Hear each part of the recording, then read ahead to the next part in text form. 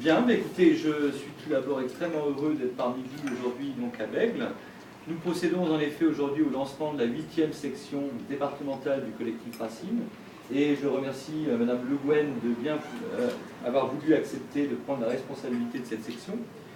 Je vais tout d'abord, je vais être assez bref, mais dire quelques mots sur le collectif Racine, et en particulier de façon plus générale sur les collectifs, parce qu'en effet, le collectif Racine s'inscrit dans une logique, dans un dispositif plus large qui est les collectifs du Rassemblement Bleu Marine.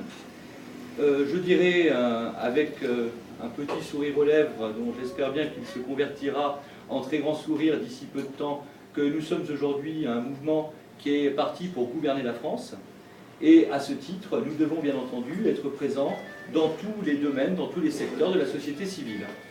C'est la raison pour laquelle des collectifs professionnels thématiques sont en train de se monter. Le premier d'entre eux, donc, qui retiendra mon attention un peu plus longuement tout à l'heure, c'est le collectif Racine, qui s'est monté il y a quasiment un peu plus d'un an maintenant, puisque c'était le 12 octobre 2013. On suivi de nouveaux collectifs, un collectif étudiant, le collectif Marianne. Nous avons parmi nous l'un de ses représentants, l'un de ses cofondateurs, M. Arnaud de Rignier. S'est monté également un collectif lycéen, le collectif Racine Lycée, qui a vu le jour lors de l'université d'été du Fonds national de la jeunesse le 7 septembre à Fréjus. Aujourd'hui même, à Paris, et en ce moment même, notre présidente Marine Le Pen est en train de lancer un nouveau collectif thématique, le collectif Audace des jeunes actifs. Voilà, et d'autres suivront. Est prévu un collectif écologie, un collectif sur l'espace maritime, et nous parlions avec l'une des personnes dans l'assistance à table de la possibilité de mutualiser en quelque sorte nos forces pour voir ce qu'il serait possible de faire au niveau d'un futur collectif également. La logique des collectifs est la suivante, ils répondent en réalité à une double finalité.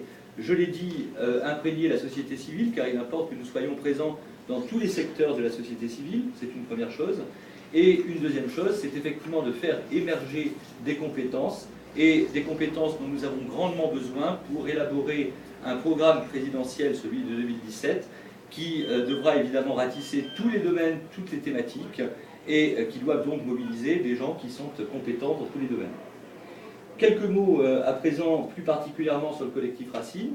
Le collectif Racine donc rassemble les professionnels de l'enseignement, de l'éducation, de la recherche et de la formation. Notre finalité donc répond à celle d'ensemble des collectifs, c'est que nous travaillons à l'élaboration donc de la partie éducation du programme présidentiel de 2017. À cette fin, nous avons procédé à la mise en œuvre de groupes de travail thématiques que je présenterai à Paris à la fin du mois.